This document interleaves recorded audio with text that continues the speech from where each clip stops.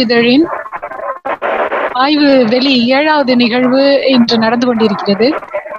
இந்நிகழ்வுக்கு வருகை புரிந்திருக்கக்கூடிய மணற்கேணியின் ஆசிரியர், இந்நிகழ்வுகளின் வழிகாட்டி மணற்கேணியின் ஆசிரியர் அவர்களை வரவேற்பதில் பெருமை கொள்கிறேன். மற்றும் இந்நிகழ்வுக்கு வருகை புரிந்திருக்கக்கூடிய இன்றைய பொழிவாளரின் நெறியாளர், மாட்சிமை தங்கிய மன்னர் கல்லூரியின் பேராசிரியர் முனைவர் சு மாதவன் அவர்களையும், எழுத்தாளர் அண்டனூர் சுரா அவர்களையும், மற்றும் மணற்கேணி குழுமமாக இணைந்து செயல்படக்கூடிய ஒவ்வொரு ஆய்வு மாணவர்களையும் இன்று வரவேற்பதில் பெருமை கொள்கிறேன். ஒரத்தநாடு கல்லூரியின் பேராசிரியர் சுமதி மேடம் நம்மோடு இருக்கிறார். அவரையும் வரவேற்று இன்றைய பொழிவாளரை உங்களிடம் அறிமுகப்படுத்துவதில் பெருமை கொள்கிறேன். பொழிவாளர் அவர்கள் கலாவதி. அவர்கள் தற்போது பாரதி மகளிர் கலை அறிவியல் கல்லூரி புதுக்கோட்டையில் ஆசிரியராக பணிபுரிந்து வருகிறார். இவர் தனது பள்ளி படிப்பையும் கல்லூரி படிப்பையும் பெரும்பாலும் அரசு பள்ளிகளில், அரசு நிறுவனங்களில் முடித்தவராக இருக்கிறார். தனது எம்ஃபில் பட்டத்தை கரந்தை தமிழ்ச்சங்கத்திலும், பிஹெச்டி பட்டத்தை மாமன்னர் கல்லூரியிலும் தொடர்ந்து கொண்டிருக்கிறார். இன்று நம்மிடையே புதுக்கோட்டை மாவட்ட எழுத்தாளர்களின் படைப்புகள் 2017ஆம் ஆண்டு இந்த தலைப்புல உரை நிகழ்த்த இருக்கிறாங்க. அவங்கள உரை நிகழ்த்துமாறு அன்போடு அழைக்கிறேன். பேசலாமா? கலாவதி பேசுங்க. பேசுறேங்க மாமா. வணக்கம்மா. என் தாய்மொழியாகிய தமிழை வணங்கி என் முதற்கண் வணக்கத்தை தெரிவித்துக் கொள்கிறேன்.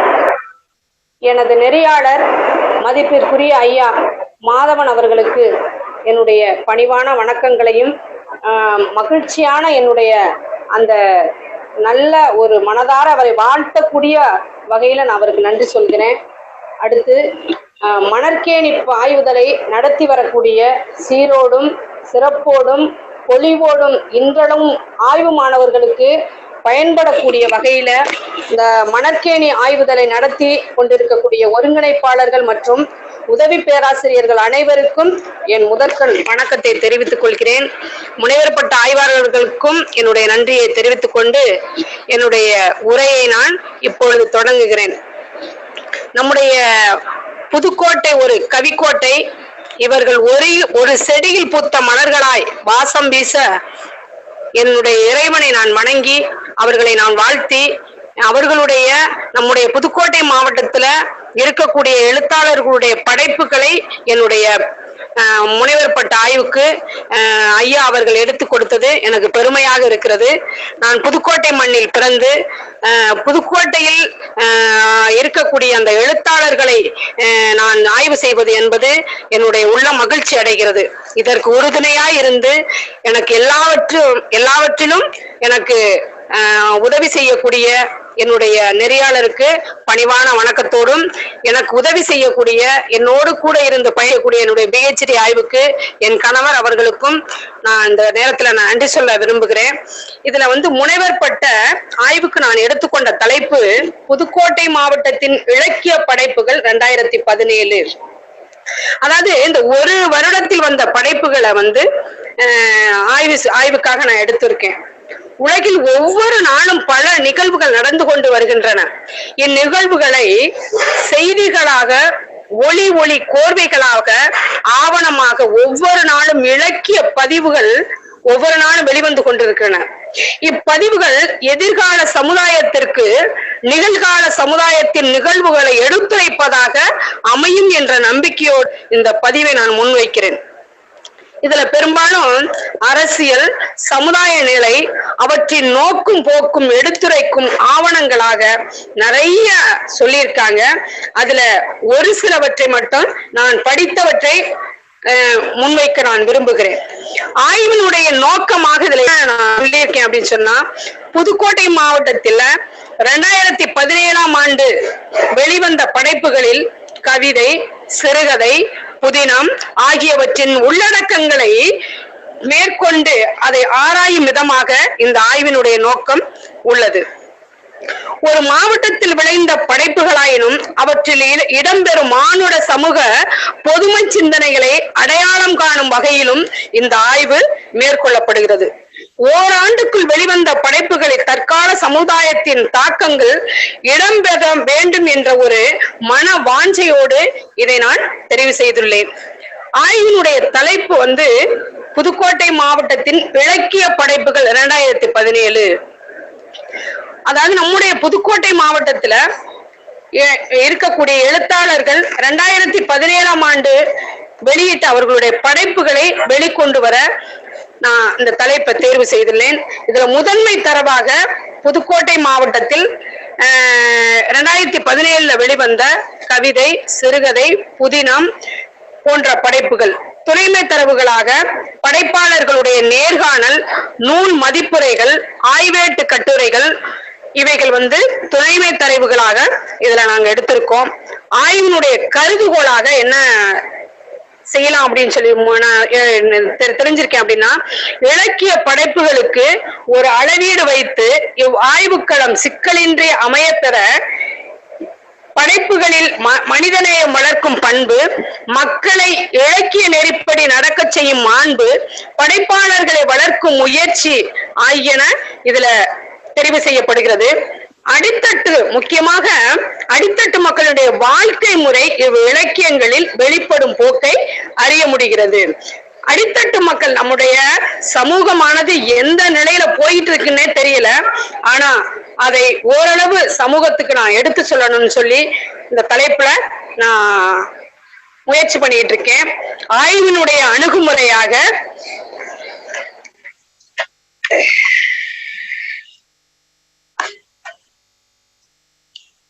சிறுகதை, புதினம் ஆகியவற்றின் சமூகத்தின் இருப்பு நிலைகள் எவ்வாறு இங்கே தொடரப்படுகிறது, கருத்தியல் ஆளுமை திறன்களின் ஒப்பீட்டு முறை, தோற்றம், இலக்கிய படைப்புகளின் தோற்றம், வளர்ச்சி, படைப்பாளர்களின் திறம் ஆகியன தெளிவுபட இதில் எடுத்துரைக்க உள்ளன. சேகரிக்கப்பட்ட அனைத்து தகவல்களின் அடிப்படையில் இப்பகுப்பு வெளிவர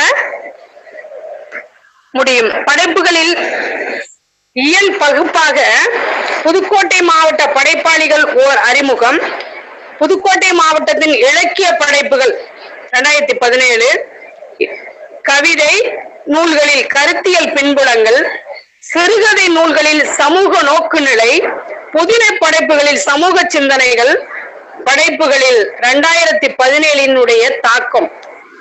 இதுதான் இயல் பகுப்பாக இருக்கு. இதுல புதுக்கோட்டை மாவட்ட படைப்பாளிகள் ஓர் அறிமுகம் அப்படிங்கிற தலைப்புல யார் யார நான் வந்து இதுல தெரிவு செஞ்சிருக்கேன் அப்படின்னு சொன்னா, நம்முடைய புதுக்கோட்டை மாவட்டத்தினுடைய படைப்பாளர்களாக இன்று நம்மை வாழ வைத்துக் கொண்டிருக்க, அதாவது சமூகத்துல நடக்கக்கூடிய அவலங்கள், சமூக சிக்கல்கள் எல்லாவற்றையும் மக்களுக்கு, வரக்கூடிய இளைய தலைமுறையினருக்கு வெளிச்சம் போட்டு காட்டக்கூடிய வகையில ஐயா தங்கமூர்த்தி அவர்கள், முத்துநிலவன் அவர்கள், அண்டனூர் சுரா அவர்கள், கவிமதி சோழச்சி அவர்கள், கவிஞர் கஸ்தூரி ரங்கன், ஜிவி ரமா, ராமநாதன், நிலவை பழனியப்பன், செம்பை மணாள், அம்மா மு கீதா அம்மா அவர்கள், வம்பன் செபா உள்ளிட்ட இவர்களோட படைப்புகள் வந்து எப்படி நம்முடைய சமூகத்துக்கு நல்லவைகளையும் எடுத்து சொல்லுகிறது என்பதை இதுல நான் வந்து அவர்களுடைய அறிமுகமா நான் வந்து சொல்லணும்னு ஆசைப்படுறேன்.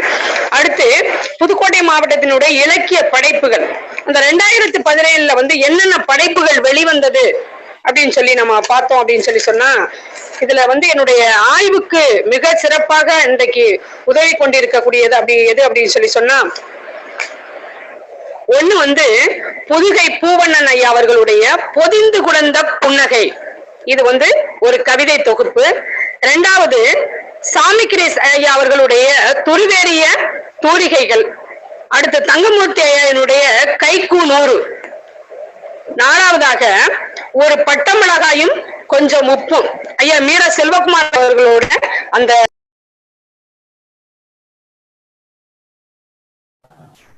மியூட்ல இருக்கீங்க பாருங்களா, மைக் மியூட் ஆயிடுச்சு.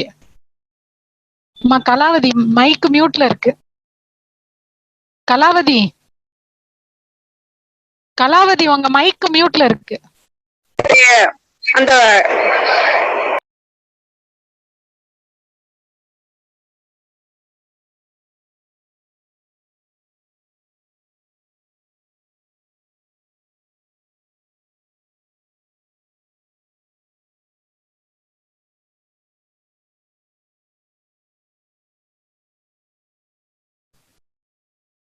அம்மா கலாவதி அம்மா,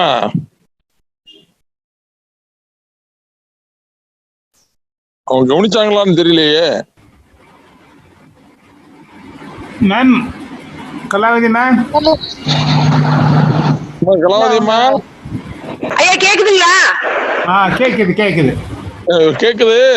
நீங்க மியூட் ஆகிருந்துச்சு இடையில, கொஞ்சம் மறுபடியும் தொடங்குங்க. அப்படிங்களாயா? இடையில படைப்பாளர்கள் பேரை தொடங்குனீங்க பாருங்க, அதுல இருந்து விட்டுருக்கு. அதுல இருந்து ஆரம்பிங்க. படைப்பாளர்கள் இருந்துங்களாயா? படைப்பாளர், ஒவ்வொரு படைப்பாளருடைய படைப்புகளையும் சொல்ல ஆரம்பிச்சீங்கல்ல, அதுல இருந்து ஆரம்பிக்கிறாங்க. புதுக்கோட்டை மாவட்ட படைப்பாளிகள் ஓர் அறிமுகம் அப்படிங்கிற தலைப்புல என்ன நான் சொல்லியிருக்கேன் அப்படின்னா, நம்ம புதுக்கோட்டை மாவட்டத்தில் உள்ள படைப்பாளர்கள் யார் யாரு அப்படின்னு சொன்னா, புதுகை பூவண்ணன் ஐயா, சாமி கிரேஸ், தங்கமூர்த்தி, மீரா செல்வகுமார் ஐயா, மு கீதம்மா, கவிமதி சோழச்சி அவர்கள், கவிஞர் சுரேகா, அண்டனூர் சுரா, கவிமதி சோழச்சி அவர்கள், இவர்களுடைய படைப்புகள் தான் என்னுடைய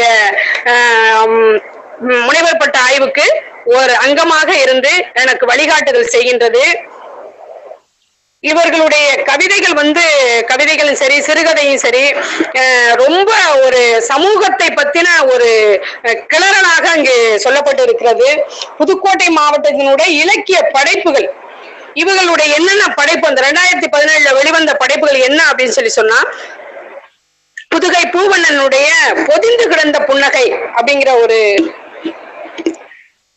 தொகுதி, அடுத்து சாமிக்கிரஸ் ஐயாவினுடைய துருவேறிய தூரிகையில், தங்கமூர்த்தி ஐயாவினுடைய கைக்கூனூறு, ஒரு பட்டமளாகாயும் கொஞ்சம் உப்பும் மீரா செல்வகுமார் ஐயாவினுடைய அந்த படைப்பு, மனம் சுடும் தோட்டாக்கள் கீதா அம்மாவோடது, அடுத்து கவிமதி சோழச்சி அவர்களுடைய கருப்பு சட்டையும் கத்தி கம்புகளும், அடுத்து கனவின் ஓர் அலாவல் கவிஞர் சுரேகா, அண்டனூர் சுராயாவினுடைய முத்தன் பள்ளம் அப்படிங்கிற ஒரு நாவல், அடுத்து கவிமதி சோழச்சியினுடைய விரிசல் அப்படிங்கிற கவிதை.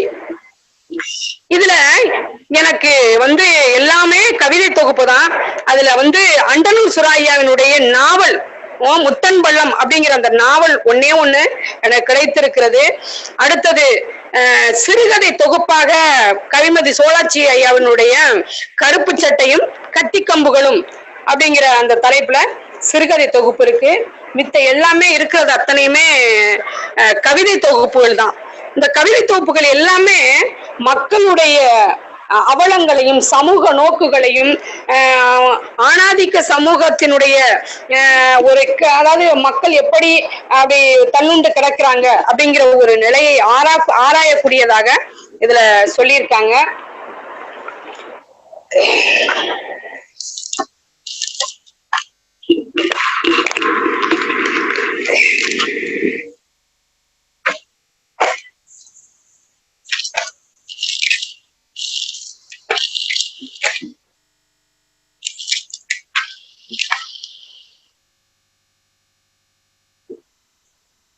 இந்த கவிதைகள்ல என்ன அப்படின்னு சொன்னா, சமூக அவலம், பெண் உளவியல், ஆணாதிக்கம், சமூக சுரண்டல், அரசியல், வன்முறை, பணியிடை சூழல், இளம்பெண்கள் கற்பழிப்பு அப்படின்னு சொல்லி நிறைய எல்லோருடைய கவிதைகளும் சமூகத்தை முன்வைத்து எழுதப்பட்டனவாக பார்க்கிறோம்.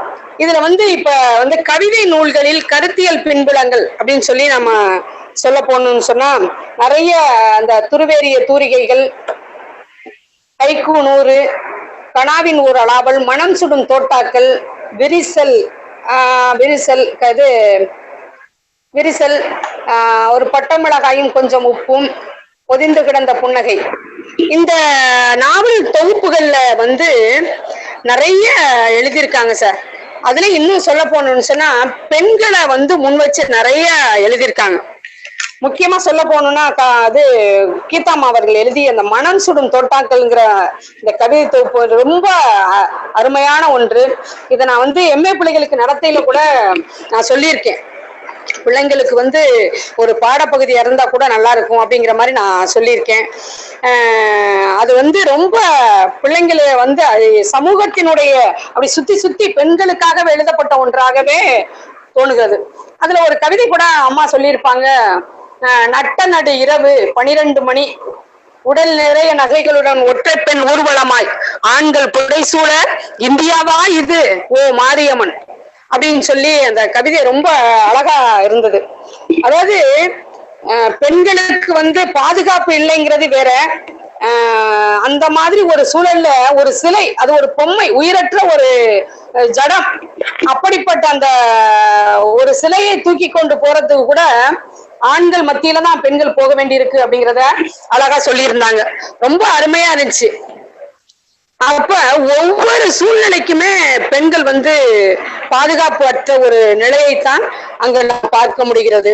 அம்மா எழுதிட்டு யார் யாருடைய மனங்களுக்கு அது வந்து போய் சுடணுமோ அது சுடும் அப்படிங்கிற மாதிரி அந்த மனம் சுடும் தோட்டா ரொம்ப அழகா இருந்துச்சு. அது வித்தியாசமான ஒரு செய்தியை வந்து சொல்றதுக்கு நாம் வந்து ஒரு யோசிப்போம். ஆனா இது போன்ற அந்த கவிதைகள் வந்து படிக்கக்கூடியவங்களை சிந்திக்கக்கூடிய அளவுல அது இருக்கு. சமூக சிந்தனை கொண்ட அம்மாவினுடைய இந்த கவிதைகள் வந்து ஆய்வுக்கு ரொம்ப உதவியா இருக்குது. அதே போல கனவின் ஒரு அளாவல் அப்படின்னு சொல்லிட்டு சுரேகா அவர்களுடைய அந்த கவிதை எல்லாமே பெரும்பாலும் அன்பை பத்தி தான் சொல்லியிருக்காங்க. அன்பு இல்லாத உலகமே இல்லை. அன்பு வந்து எல்லாத்தையுமே நாம செலுத்தணும். அன்புதான் முக்கியம். அன்பு இல்லாத ஒரு வாழ்வு இல்லை அப்படிங்கிற மாதிரி அவங்க நிறைய இடத்துல எல்லாமே அன்பை முன் வச்சு சொல்லியிருக்காங்க. இதுவும் அருமையா இருக்கு. அடுத்தது வந்து துருவேறிய தூரிகைகள் அப்படிங்கிற சாமிக்கிரஸ் ஐயாவினுடைய அந்த துருவேறிய தூரிகைகள் அப்படிங்கிற அந்த கவிதை தொகுப்பு எங்க ஐயா மாதவன் ஐயா கூட படிச்சிருக்காரு. அதை அப்படியே முழுமையா படிச்சுட்டு ஒவ்வொன்றுக்கும் அவருடைய பாணியில என்ன சொல்லலாம் அப்படிங்கிறத மாதிரி அவங்களுமே கோடிட்டு காட்டியிருக்காங்க. ரொம்ப அருமையான ஒன்றா இருக்கு. அந்த சாமிக்கிரஸ் ஐயா நிறைய இடங்கள்ல வந்து அதாவது எதிர் சிந்தனைகள் தான் ஆறாம் அறிவின் செயலுக்கான வடிவங்கள். எதிர் சிந்தனைகளும் யாரும் சிந்தித்திடாத நான்காவது கோணத்தின் சிந்தனைகளுமே ஒரு படைப்பாளனின் அடையாளங்கள் அப்படின்னு சொல்லி எதிர் சிந்தனை சிந்திக்கணும். ஒரு மனிதன் வந்து சிந்திக்கணும். சிந்திச்சு ஒரு செயலை செய்வதற்கு முன்பு சிந்திக்கணும். சிந்திச்சு அதை வந்து செயல் வடிவம் கொடுக்கணும் அப்படிங்கிற மாதிரி இதுல சாமிக்கிரஸ் ஐயா எழுதியிருக்காங்க. அதை எங்க ஐயா ரொம்ப பாராட்டி அத சிகப்பு கோடிட்டு காட்டியிருக்காங்க. அதுவும் ரொம்ப அருமையா இருக்கு. அடுத்து காலத்தின் கொடுமை அப்படிங்கிற ஒரு தலைப்புல ஒரு கவிதை சொல்லியிருக்காங்க. காலத்தின் கொடுமை என்பது எவ்வளவோ நடந்து கொண்டிருக்கிறது. சூரியன் நிழலென பார்த்து நேரங்கணிந்த பாட்டிகள் கூட இப்போதெல்லாம் பழகி கொண்டார்கள் சீரியல் வைத்து மணி சொல்ல. இது வந்து காலத்தினுடைய கட்டாயமாக இருக்கிறது. எந்திரத்தனமான உலகம், காலத்தினுடைய கட்டாயம். நம்ம என்ன செய்யறோம் அப்படின்னு சொன்னா எல்லாருமே டிவிக்கு அடிமையாயிட்டாங்க. டிவி, செல்போன் இது போன்ற நிலைகளுக்கு எல்லாரும் தள்ளப்பட்டு அந்த நிலைக்குள்ளே நாம என்ன செய்கிறோம், அடங்கி கிடக்கக்கூடிய ஒரு காலம். முன்பெல்லாம் கூட அந்த பிள்ளைங்களுக்கு யூஜி பிள்ளைங்களுக்கு வந்து அதை வந்து ஒரு சிலபஸ்ல வச்சிருக்காங்க. இப்ப உள்ள யூஜில அதாவது இந்த பௌர்ணமி திருவிழா அப்படின்னு சொல்லிட்டு நடத்தக்கூடிய ஒரு காலங்கள் உண்டு. அப்ப நம்ம பாட்டி காலத்துல எல்லாம் அந்த பௌர்ணமி திருவிழாக்கள்ல என்ன செய்வாங்களா, எல்லாரும் சாப்பாடு முட்டையெல்லாம் கட்டி போயிட்டு அங்க அந்த இதுல கரையோரங்கள்ல உட்கார்ந்து, ஆற்றினுடைய கரையோரங்கள்ல உட்கார்ந்து சாப்பிட்டு நிறைய விழாக்கள், கரகாட்டம், நிறைய விழாக்கள் பார்த்து, அதாவது வயதுக்கேற்ற விழாக்களை வந்து பார்ப்பாங்க. அப்படி பார்த்து ஒரு வருஷத்துக்கான அந்த சந்தோஷத்தை அந்த விழாக்கள்ல பெற்று வருவது வழக்கமா இருந்திருக்கு அப்படின்னு சொல்லி நமக்கு அந்த பாட புத்தகத்துல செய்யுள்ல வந்து சொல்லியிருக்காங்க. அதையெல்லாம் நாம் நினைத்து பார்க்கும்போது உண்மையிலே இப்படியெல்லாம் அப்ப இருந்திருப்பாங்களா அப்படின்னு தான் தோணுது. ஆனா இன்றைய சமூகம், இன்றைய தலைமுறையினர் என்ன செய்யறாங்க அப்படின்னு சொன்னா, எப்ப பாரு அந்த டிவி முன்னாடி உட்கார்ந்து செல்போனையும் டிவியும் பார்த்து என்ன செஞ்சுட்டாங்க, அதுக்குள்ளேயே தங்களுடைய வாழ்க்கைய முடித்து கொண்ட ஒரு நிலைகள் இருக்கிறது. அப்படி பார்க்கும்போது ரொம்ப கஷ்டமான ஒரு சூழ்நிலை. அது வந்து எல்லாராலுமே வந்து அது எந்திரத்தனமான ஒரு வாழ்க்கை அப்படின்னு கூட சொல்லலாம். அந்த சூழ்நிலைக்கு நானும் தள்ளப்பட்டோம் என்று கூட சொல்லலாம். அடுத்தது வந்து சமூகமானது எத்தனை சீரழிவை நோக்கி போய்கொண்டு இருக்கிறது அப்படின்னு சொல்லிட்டு ஐயா சாமிகிரிஸ் அவர்கள் வந்து ரொம்ப அழகா மொழியினுடைய அழகும் கவித்துவமும் அப்படி சேர்ந்த ஒரு ஒரு கோர்வையாக அந்த படைப்பை வந்து கொடுத்திருக்காங்க. ரொம்பவும் இனிமையான ஒரு ஒன்று. அதுல வந்து இன்னும் வந்து அதுல என்ன சொல்றாங்கன்னா, பெண்களுக்கு இழைக்கக்கூடிய அந்த கொடூரம், அந்த பெண் சிசு கருப்பழிப்பு அப்படின்னு சொல்லி சொல்றாங்க. 8 மாத சிசு என்னை புணர்ந்த கொடூரனை புதைத்து விட மாட்டீரோ, சட்டம் என்ன செய்யும், சட்டம் தன் கடமையை செய்யும் என்று கவலை இல்லாமல் இருக்கிறோ, அப்பாக்களே உங்கள் இனம் என்று விட்டுவிட்டீரோ அப்படின்னு சொல்லி எழுதியிருக்கார். உண்மையிலே அதெல்லாம் எங்களுக்கு படிக்கும் போது இதுக்குள்ள இவ்வளவு இருக்குங்கிற விஷயமே எனக்கு இப்பதான் தெரிய வந்தது. ஒரு 8 பெண் குழந்தைகளுக்கு பாதுகாப்பே இல்லை. அந்த பிள்ளையினுடைய மனக்குமுறல், அந்த பிள்ளையினுடைய எண்ணம், ஏக்கம் எல்லாமே வந்து அந்த ஒரு 4 வரியில ஐயா சொல்லியிருக்காங்க. ரொம்ப அருமையான ஒன்று. இது வந்து சமூகத்தை எப்படி கொண்டு போகிறது, சமூகம் எப்படிப்பட்ட சூழ்நிலைக்கு இன்று தள்ளப்பட்டு இருக்கிறது என்பதை அழகாக சொல்லியிருக்காங்க. அடுத்து கொஞ்சம் பட்டமிளகாயும் கொஞ்சம் உப்பும், மீரா செல்வகுமார் ஐயாவினுடைய அந்த கவிதை தொகுப்புல வந்து இதுலயும் அவங்களும் சொல்லியிருக்காங்க. பெண்களுக்கு இழைக்கப்படும் கொடுமைகள்,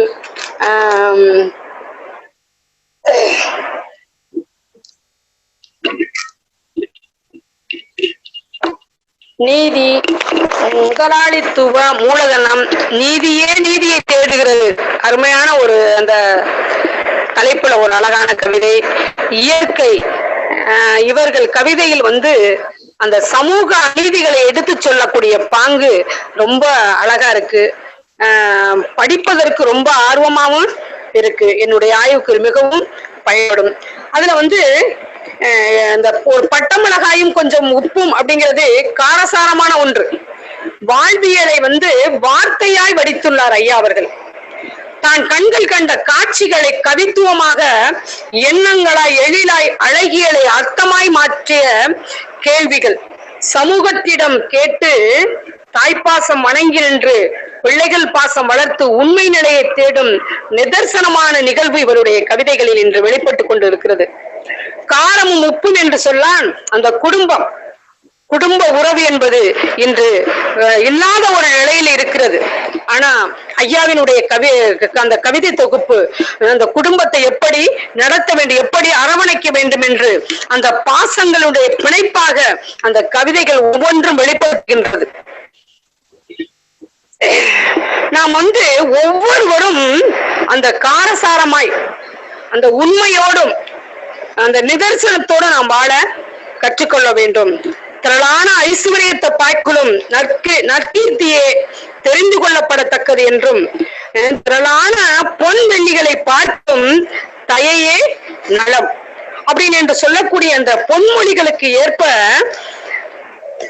குடும்ப உறவு என்பது எந்த விதமான மறைவுகளும் நிதர்சனங்களுக்கும் உட்படாமல் உண்மையே அங்கு இருக்கணும். அது வந்து ஒரு நலம் சிறக்கும் ஒரு குடும்ப வாழ்வை நடத்துவதற்கு, கட்டுக்கோப்பாக நடத்துவதற்கு அந்த உண்மையானது அங்க இருக்கணும் அப்படின்னு சொல்லி அந்த கவிதையை நமக்கு வந்து சொல்லியிருக்காங்க. அதுவும் ரொம்ப வரவேற்கத்தக்கதாக எல்லோரும் படிக்கக்கூடிய ஒரு அளவுல இருக்கதா சொல்லியிருக்காங்க. மனிதனின் உணர்வுகளை ஊர்வலங்கமாக எடுத்து சொல்லக்கூடிய ஐயாவினுடைய படைப்பு ரொம்ப இனிமையா இருக்கு. அடுத்தது சிறுகதை நூல்களில் சமூக நோக்கு நிலைகள். சிறுகதை நூல் வந்து எனக்கு ஒன்னே ஒண்ணு கிடைச்சிருக்கு. கைமதி சோழச்சி ஐயாவினுடைய கருப்பு சட்டையும் கத்தி கம்புகளுங்கிற தலைப்புல எனக்கு அந்த ஒரே ஒரு தொகுப்பு மட்டும் கிடைச்சிருக்கு, ஐயாவினுடைய சிறுகதை தொகுப்பு. அதுல வந்து என்ன சொல்றாங்க ஐயா அப்படின்னு சொன்னா,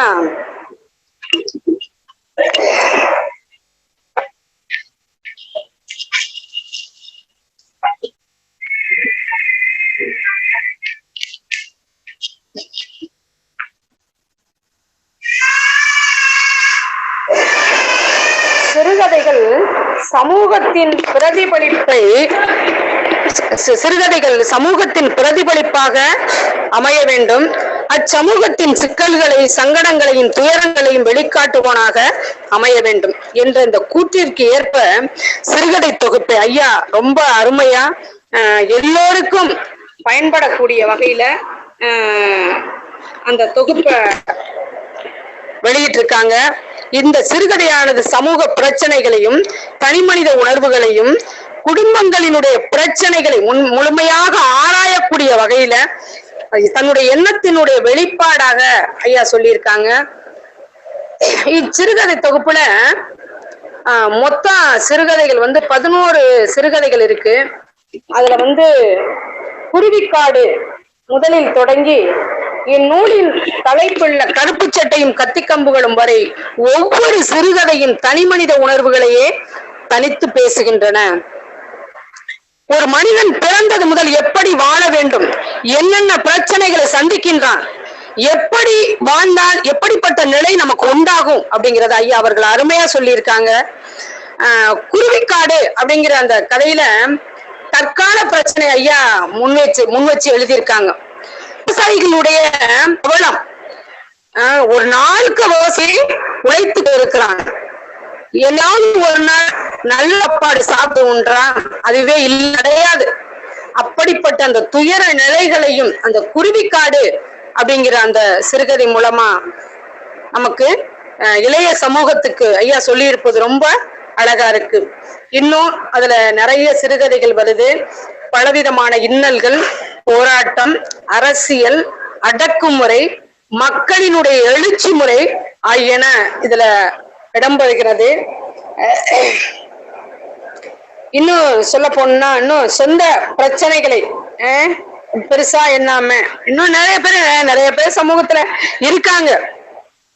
யாருக்குமே பிரச்சனை இல்லாத இல்ல. மனிதன் ஒவ்வொரு தங்களுடைய வாழ்க்கையை நகர்ந்து கொண்டு இருக்கிறான். அப்படிப்பட்ட சூழ்நிலையில் நம்முடைய பிரச்சனைகளை நாம் பணி செய்யக்கூடிய இடங்களில் காட்டக்கூடாது. அங்கு உள்ளவர்களை மதிக்க கற்றுக்கொள்ள வேண்டும், நல்ல முறையில் பேச வேண்டும் அப்படிங்கிற ஒரு கருத்தையும் ஐயா அந்த ஹலோ நான் ஐ பேசுறேன் அப்படின்னு சொல்லிங்கிற அந்த தலைப்புல சொல்லியிருக்காரு. அதாவது ஒரு மனிதர் எப்ப பாரு அப்படியே கடுகடுனே இருக்கக்கூடாது, அப்படி வாழ்றதுல ஒண்ணுமே புண்ணியம் இல்ல. நம்ம வாழக்கூடிய வாழ்வானது ஒரு தடவை தான் வரும் நமக்கு. அந்த ஒரு தடவை வாழக்கூடிய அந்த வாழ்க்கையை ரொம்ப சிறப்பா வாழ்ந்துட்டு போவோமே. எல்லாத்தையும் அன்போடும் பதிவு காட்டி வாழணும், நல்லவற்றை எடுத்து சொல்லணும், நல்லத மக்களுக்கு பேசணும், நம்மால் முடிந்தவற்றை பிறருக்கு நாம் செய்யணும். அதுதான் நம்முடைய வாழ்க்கை. பொய் சொல்லாம, புகழாம, நல்ல வார்த்தைகள் பேசி எந்த அளவுக்கு அவர்களை நாம் ஊக்கப்படுத்தி அவர்களை முன்னுக்கு கொண்டு வர முடியுமோ அந்த அளவுக்கு ஒரு நல்ல சில பல கனிவான வார்த்தைகளை பேசி வாழ்வதுதான் வாழ்க்கை. இப்படி வாழக்கூடாது அப்படின்னு சொல்லி ஒரு கேரக்டரை முன் வச்சு ஐயா அந்த கதையில சொல்லியிருக்காங்க. அதுவும் ரொம்ப அருமையா இருந்தது. இன்னும் நிறைய 11 சிறுகதைகளும் நிறைய உலகத்தினுடைய பிரச்சனை முன்வைக்கிறது. இந்த அம்மா அப்படிங்கிற ஒரு சிறுகதை சொல்லியிருக்காங்க. அது ரொம்ப என்னுடைய மனதை கவர்ந்த ஒன்று. அதுல பேரளவுடன் வளர்ந்த ஒருத்தி நோய்வாய்ப்பட்டு போகும்போது ஏற்படும் இன்னல்களும் வலிகளும் அவளை பராமரிக்கும் மகன் படும் வேதனையும் மிகவும் உருக்கமாக இருந்தது. இதை சாமிக்கால எழுதும் சிறுகதையும் தொடங்கி தன் தாய் பழனியம்மாளுக்கு செய்யும் பணிவிடைகளில் தானே கதை மாறி போகிறான். அவள் படுத்திருந்த நாள்கட்டிலில் நாளை என்னையும் தூக்கி எரிய போகிறார்களோ என யோசிக்கும் போது மனித வாழ்வின் மிச்சம் சாரம் என்பது நாட்கட்டில் போல்தான் என புரிகிறது. ரொம்ப அருமையானதுங்க. நம்முடைய வாழ்க்கையானது இதுதான், அந்த நாட்கட்டில் தான். நமக்கும் ஒரு நாள் வயசாகும், நாமளும் ஒரு நாள் அந்த நாட்கட்டில் படுப்போம். எத்தனை குழந்தைகள் இன்று பெற்றோரை கவனிப்பதில் அக்கறை செலுத்துகின்றார்கள்? இல்லவே இல்லை. வயசு ஆன உடனே கொண்டு போய் எங்கேயாவது தள்ளக்கூடிய ஒரு நிலைதான் நம் சமூகத்தில் இருக்கு. சமூகத்தினுடைய அவலம் ரொம்ப கொடூரமான ஒன்று. ஆனா அந்த சிறு பிள்ளை என்ன செய்யறான், தன்னுடைய அம்மாவுக்கு அத்தனை பணிவிடைகளையும் செய்கிறான். ஒவ்வொரு பிள்ளைகளும் நினைக்க வேண்டும், தன்னுடைய பெற்றோர் தாங்க உலகத்திலேயே உயர்ந்தவங்க, அவங்கள விட நமக்கு உலகத்தை ஒண்ணுமே இல்லை. நம்மை பாராட்டி சீராட்டி வளர்த்த அந்த பெற்றோர்களுக்கு நாம் செய்யக்கூடிய கடமை அது. அதை யாருமே, எந்த ஆண்மகனும் எந்த பெண் பிள்ளையும் நினைப்பதே இல்லை. எல்லோருமே சுமையாகத்தான் நினைக்கிறார்கள். ஆனா ஐயா கருப்பு சட்டையும் கத்தி கம்புகள்ங்கிற அந்த சிறுகதை தொகுப்புல அம்மா அப்படிங்கிற அந்த தலைப்புல அந்த பழனியம்மாங்கிற கேரக்டரும் சாமிக்கண்ணுங்கிற தன்னுடைய மகனும் எப்படி பேர் அந்த அம்மா அதுல அந்த காட்டக்கூடிய அந்த கேரக்டர் அந்த பழனியம்மாங்கிறவங்க ரொம்ப அழகா இருப்பாங்களாம். வாலிபத்துல, வாலிபம் என்பது குறைந்த காலம். நம்முடைய இது ஒரு மாமிசமான அழுக்கு பிடித்த உயிர் உடம்பு, நாற்றம் பிடித்த உடம்பு. இந்த உடம்பு என்றாவது ஒரு நாள் அழிந்து விடும். ஆனா அம்மா வாலிப பிரயாயத்துல அந்த ரத்த சூடா இருக்கக்கூடிய அந்த காலங்கள்ல என்ன செஞ்சாங்க, ரொம்ப நான் தான் அழகு அப்படிங்கிற மாதிரி ஒப்பனைகளை செய்து கொண்டார்கள். எவ்வளவுதான் ஒப்பனைகள் செய்தாலும் மன அழகு மட்டுமே நமக்கு சிறந்ததுங்க அப்படிங்கறது ஐயா அதுல சொல்லியிருக்காங்க. என்னுடைய கருத்தாவும் நான் அதான் முன்வைக்கிறேன். மனத்தினுடைய அழகுதான் அழகு, புற அழகு எல்லாமே கூடியது ஒன்று. இது அழிந்து போகக்கூடிய, இதுக்கு நாம் ஒப்பனைகள் செய்து அதற்காக நாம் எரிச்சல் பட்டு பெற்றோரை கவனிக்காது அவர்களை அப்படி புறந்தள்ளக்கூடிய ஒரு நிலையை இவர் அழகா ஐயா சொல்லியிருக்காங்க. ஆனா அந்த பராமரிக்கக்கூடிய மகன் என்ன நினைக்கிறான் அப்படின்னா, நமக்கும் ஒரு நாள் வயசாகும், நாமும் அந்த கயிற்றுக்கட்டில் என்ன செய்வோம் என்றால் படுப்போம், நமக்கும் அழகிழந்து போகும் என்ற அந்த பின்னால் வரக்கூடிய அந்த நிகழ்வை முன்னே நினைத்து அந்த அம்மாவுக்கு அவன் செய்யக்கூடிய அந்த பணிவிடைகள் ரொம்ப சிறப்பா இருந்தது. அந்த கேரக்டரை நான் ரொம்ப பாராட்டுறேன். அவனை என்னுடைய மகனாவே நான் நினைச்சு உனக்கு அந்த கேரக்டர் நான் ரொம்ப நன்றி சொல்றேன். அதே மாதிரி நிறைய கதைகள் ஐயா இதுல இந்த 11 கதைகளும் ஒவ்வொன்றும் ஒவ்வொரு கருத்தை முன்வைக்குதுங்க. படிச்சா ரொம்ப அருமையா இருக்கு. அடுத்தபடியாக இந்த நாவல் பகுதிக்கு வருவோம். புதின படைப்புகளில் சமூக சிந்தனை. அண்டனூர் சுரா ஐயா அவர்களுடைய இந்த முத்தன் பள்ளம் அப்படிங்கிற ஒரு நாவலை முழுமையா படிச்சங்க. ஒரு சினிமா பார்த்தது மாதிரி எனக்கு ஒரு நிகழ்வு. இந்த முத்தன் பள்ளங்கிற நாவலை நான் கிட்டத்தட்ட ஒரு 2 வாரங்களாக நான் படித்தேன். அப்படி படிக்கும் போது பிள்ளைய கூட சொல்லுவா, நான் கிளாஸ்ல ஒரு 3/4 மணி நேரம் கிளாஸ் எடுத்துட்டு 1/4 மணி நேரம் நான் இந்த கிளாஸுக்கு எடுத்துட்டு போய் நான் வாசிக்கிற பழக்கம் உண்டு. அப்படி படிக்கும் போது அந்த பிள்ளைங்களை சொன்னேன், என்னம்மா எப்ப பார்த்தாலும் இதே வச்சிருக்கீங்க அப்படின்னு சொல்லி. இதுல அந்த ஆசிரியர் கொண்டு போன ஒரு விதம் ரொம்ப அருமையா இருந்துச்சு. அதாவது அந்த படிக்க உள்ள போயிட்டோம்னா ஏதோ ஒரு கம்ப்யூட்டர் கிராபிக்ஸ்ல போற மாதிரியே இருக்கும், அப்படி போய்கிட்டே இருக்கும். ஆனா அப்படிப்பட்ட அந்த முத்தன் பள்ளம்ங்கிற அந்த நாவல் ஒரு மிகச்சிறந்த ஒரு நாவல். யாருக்குமே தெரியாத ஒரு கிராமத்தினுடைய ஒரு அழுகுரல் அப்படின்னு கூட சொல்லலாம். யாராலும் விசாரிக்கப்படாத ஒரு ஊர், அப்படின்னு ஒரு ஊர் இப்படிலாம் இருக்காங்களா மனிதர்கள் அப்படிங்கிற ஒரு நிதர்சனம் கூட எனக்கு தோன்றுச்சு. அப்படி பார்க்கும்போது இதுவுமே ஐயா 2017 தான் இந்த வெளியிட்டு இருக்காங்க. பதிப்பகம் மேன்மை வெளியீடு. இதுல இந்த முத்தன்பங்கிற ஊரு இருக்கிறது யாருக்குமே தெரியல. இங்கு வாழக்கூடிய மக்களினுடைய அவல நிலையை தான் ஐயா எடுத்து சொல்லியிருக்காரு. இந்த ஊர் இருப்பதே யாருக்குமே தெரியாதுன்னு சொல்றாங்கம்மா. அறிந்திராத ஊர். இந்த நாவலினுடைய நோக்கம் பெரிய காதல் போராட்டமோ ஆன்மீக தேடலோ தத்துவ சரடுகளோ ஒளிகளோ எதுவுமே இல்லை. அப்படி எதுவுமே இல்லாம வாசகனுடைய ஒரு வகை பதற்றத்தை ஏற்படுத்தும் இந்த நாவல். படிக்க படிக்க ஏதோ ஒரு காட்டுக்குள்ள போற மாதிரியும் ஒரு நிகழ்வு இருக்கும் இந்த நாவலை படிக்கும் போது. நம்ம குறிப்பா சொல்ல போனோம்னா புதுக்கோட்டை மாவட்டத்தினுடைய வரலாறு அதுல நிறைய வருதுங்க. புதுக்கோட்டை மாவட்டத்தினுடைய வரலாறு தான் சொல்ல போனோம்னா பின்புலம், அவருடைய வாழ்க்கை, சமகால அரசியல், சமூகம், எப்படியெல்லாம் வணிகம் பண்ணாங்க. முக்கியமா சொல்ல போனா அதுல ஜாதிய பத்தின நிறைய சொல்லியிருக்காங்க ஐயா. எப்படியெல்லாம் வாழ்ந்தாங்க அப்படின்னு சொல்லி. ஜாதி வேற்றுமை வந்து அதுல வந்து நிறையவே ஐயா காட்டியிருக்காரு. அது வந்து ஒரு சில இடங்கள்ல அவை வந்து கீழ்த்தட்டு மக்களுக்கு என்று அப்படி புனையப்பட்டதாக சொல்றாங்க. அடுத்து ஊடும் பாவுமாக நிறைய இதுல ஐயா சொல்லியிருக்காரு. முத்தன்பள்ளத்தை வந்து கண்டடைவது, அதனுடைய தேடல் மூலம் அதன் இருப்பை உலகு அறிய செய்வதே இந்த நாவலினுடைய பாடுபொருள். அப்படி போய்கிட்டே இருக்கு, கூகுள்ல போறது மாதிரியே இருக்கும், தேடிக்கிட்டே போறாங்க. அங்க கடைசியா அந்த ஊரை கண்டடைஞ்சு யாருமே இருக்கா ஒரு, அதாவது ஏதாவது பாம்பு கடித்தாலோ முடியவில்லை என்றால் கூட அங்க வந்து வெறியாட்டு வைக்கக்கூடிய ஒரு நிகழ்வு தான் நடந்ததா ஐயா குறிப்பிட்டிருக்காரு. இப்ப இந்த மாதிரி ஒரு எந்திரத்தனமான ஒரு வாழ்க்கை வாழ்ந்து கொண்டிருக்கக்கூடிய கால சூழல்ல அவங்க வந்து பிழைக்க முடியாத சூழ்நிலைன்னா போய் இந்த வேப்பங்குளை வச்சு அடிப்பாங்கல்ல, அது மாதிரி ஒரு சூழ்நிலை இருக்கக்கூடிய நிலையை அங்க ஐயா சுட்டி இருக்காரு. இன்னும் நிறைய இடங்கள்ல அப்படிதாங்க ஐயா பண்றாங்க. பாவாடை வந்து வேப்ப மரத்துல பாவாடை கட்டி இறைவனை கும்பிடக்கூடிய ஒரு சூழல். இன்னும் சொல்ல போனோம்னா மரங்களுக்கு பட்டு பாவாடை கட்டுறாங்க. ஒரே ஒரு பதிவு மட்டும் இதுல சொல்றேன். ஒரு யூடியூப்ல வந்துச்சு ஒரு பதிவு வந்து, அதாவது இந்த மாலைகள்லாம் போட்டு கோயிலுக்கு போறாங்க. அது என்ன கோயில்னு எனக்கு சரியா தெரியாது, ஏழுமலையான் கோயில்னு நினைக்கிறேன்.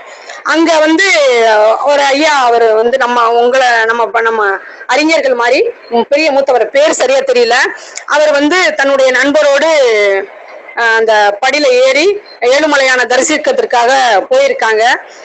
இந்த அந்த ஐயா அவங்க நண்பரோட குடும்பம் எல்லாம் சேர்ந்து போயிருக்காங்க. போகக்கூடிய வழியில வந்து அந்த சிறு பையனுக்கு வந்து மோஷன் போயிருக்கு. உடனே அவன் வந்து தன்னுடைய உணர்வுகளை வந்து அம்மாட்ட வெளிப்படுத்துறான். அப்ப வெளிப்படுத்தும் போது அந்த அம்மா திட்டுறாங்க, எப்படா உனக்கு வருது அப்படின்னு சொல்லி திட்டுறாங்க. அதுக்கு அந்த ஐயா சொல்றாரு, அம்மா ஏன் பிள்ளைய அப்படி திட்டுறீங்க, அம்மா வருதுன்னு சொல்றான், மோஷன் வரும்போது நீங்க விட்டு கூட்டி போக வேண்டியதானே அப்படின்னு சொல்லி. அதுக்கு இது சாமி சன்னிதானம், நீங்க வந்து போகக்கூடாது அப்படின்னு சொல்லியிருக்காங்க. அதுக்கு உடனே அவர் சொன்னாரா, இங்க வந்து அவனை விடாம நீங்க கூட்டிட்டு போனீங்கன்னா அங்க போய் சாமி சன்னிதியில வந்து நின்று அசிங்கம் பண்ணிட்டா என்னமா செய்யறது? இந்த பாருங்க, இது காடு தானே, நம்ம மலையில ஏறி போயிட்டு இருக்கோம், இங்கிட்டு காடு, இந்த சைடும் காடு இங்கிட்டும் காடு. ஆனா எத்தனையோ மான்குட்டிகள் இதெல்லாம் இறைச்சி அந்த நிறைய அசிங்கம் பண்ணி வச்சிருக்கு. அதோட பிள்ளை சிறு பிள்ளை தானே, குழந்தையும் தெய்வமும் ஒண்ணுன்னு சொல்றீங்க, நீங்க இதுல விட வேண்டியதானே அப்படின்னு சொல்லி ஐயா பேசியிருக்காரு. அதுக்கு அவங்க எல்லாம் நீங்க பேசாம இருங்க, நீங்க மூட நம்பிக்கையை வந்து இது பண்ணுவீங்க அப்படின்னு சொல்லி அவரை பேசிட்டாங்கன்னு வைங்களேன். இல்லைன்னு சொல்லி கொஞ்சம் தூரம் போகும்போது அவனுக்கு ரொம்ப அவசரமா இருந்திருக்கு. உடனே ஒரு இடத்துல ஒரு ஓரமா உட்காந்துட்டான், மரத்துக்கு பக்கத்துல உட்காந்து அவன் மோஷன் போயிட்டான். சரின்ட்டு எல்லாரும் அவங்க முன்னாடி, இப்ப நம்ம எல்லாம் நிறைய சயின்ஸ் உலகத்துல பாட்டில்ல தண்ணி கொண்டு போறோம். ஆனா அப்ப வந்து அந்த அம்மா வந்து கூசாவிலேயே நம்ம தண்ணி வச்சிருந்தாங்களாம். அதை வச்சு அந்த பையனை கிளீன் பண்ணிட்டான்னு வைங்களேன். அப்படி கிளீன் பண்ணிட்டு போகும்போது உடனே இவர் பார்த்திருக்காரு, அப்படியே கொஞ்ச நேரத்துல ஈக்கள் மொய்க்க ஆரம்பிச்சிருச்சு அந்த மரத்துல. உடனே அந்த ஐயா என்ன பண்ணிருக்காரு, ஒரு நிறைய பூ மூட்டையை அள்ளி, பூ அந்த சாமிக்கு போடுறதுக்காக கொண்டு போன பூவை அள்ளி அதுல போட்டாங்களாம். உடனே போட்ட உடனே அது மூடிக்கிச்சு வைங்களா, அது வந்து நாற்றம் வராம இருப்பதற்காக ஐயா செஞ்சிருக்காங்க. செஞ்சுட்டு போயிட்டாங்க. கொஞ்ச தூரம் அப்படி போறாங்க. போன கொஞ்ச நேரத்திலேயே இன்னொருத்தர் வந்து அது அந்த பூவர் போட்டாரு இல்லையா, பூ, அந்த பூவுல இன்னொருத்தரும் பூ போட்டிருக்காரு. பூ போட்டு உடனே அப்படி கும்பிட்டு போனாராம். இவரை திரும்பி பார்த்துட்டு, என்னடா மரத்துக்கு பூ போட்டோம்னா அது நாற்றம் வருமேன்னு இதை இன்னொரு ஆள் கொண்டு அந்த பூவை போட்டு கும்பிடுறானே அப்படின்னு சொல்லி வேடிக்கையா இருக்கே அப்படின்னு சொல்லிட்டு எல்லாரும் சிரிச்சிருக்காங்க. இன்னும் கொஞ்சம் தூரம் சொல்லி போய் திரும்பி பார்க்கும்போது இன்னும் 4 பேர் வந்து அதுல பூவை தூவி சாமி கும்பிட்டு கீழே நெடுஞ்சாங்கரையா படுத்து வணங்கி இருக்காங்க அப்படின்னு சொல்லி அந்த பதிவை போட்டாங்க. அது நம்மளுடைய பழக்கம், அதாவது நம்முடைய அப்படியே பழகிட்ட நம்ம யாராவது உன்னை கல்லை வச்சு மரத்தை வச்சு கும்பிட்டாலும் நம்ம கும்பிடணும் அப்படிங்கிற பழகி போயிட்டோம். அதே மாதிரி நான் எதுக்காக இதை சொல்ல வந்தேன் அப்படின்னா, அந்த முத்தன்பள்ளம் ஊர்ல வந்து எவ்வளவு அறியாமையில மக்கள் இருக்காங்க அப்படிங்கிறத ஐயா சுட்டி இருந்தாரு. ஒரு பிள்ளைக்கு வந்து பாம்பு கடிச்சிருச்சு, அதை உடனடியா ஆஸ்பத்திரியில கொண்டு போகாம அந்த பிள்ளைய வந்து அந்த மந்திரிக்கிறாங்க இல்லையா, அவங்கள்ட்ட கொண்டு போய் காட்டியிருக்காங்க.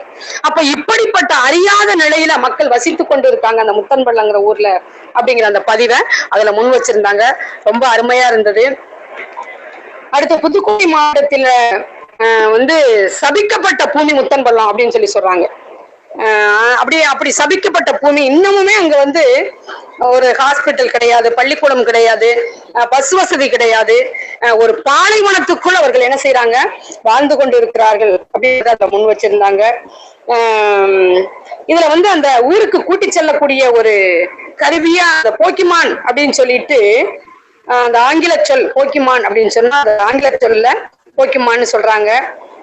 அந்த கூகுள்ல போய் ஐயா வந்து அந்த ஊரை கண்டுபிடிச்சு அதை பார்த்ததா அதுல சொல்லியிருப்பாரு. போக்கிமான் என்பது ஒரு இணையவழி விளையாட்டு. இந்த விளையாட்டை விளையாடிய கோடீஸ்வரர்கள் குப்பத்திற்கும் குப்பின் மாளிகைக்குள் நுழைந்ததை பார்த்து கொள்ளுங்கள். முத்தன்பள்ளம் குடியிருப்பை எனக்கு அறிமுகப்படுத்தியது போக்கிமான் தான். ஒரு கொலையாளி மோப்பனாய் கண்டுபிடித்து தருவது போல் ஒரு சபிக்கப்பட்ட கிராமத்தை போக்கிமான் எனக்கு உங்களுக்கும் கண்டுபிடித்துள்ளது என்பதை நான் கூறுகிறேன் என்பதை இதுல ஐயா சொல்லியிருப்பாரு. இது ரொம்ப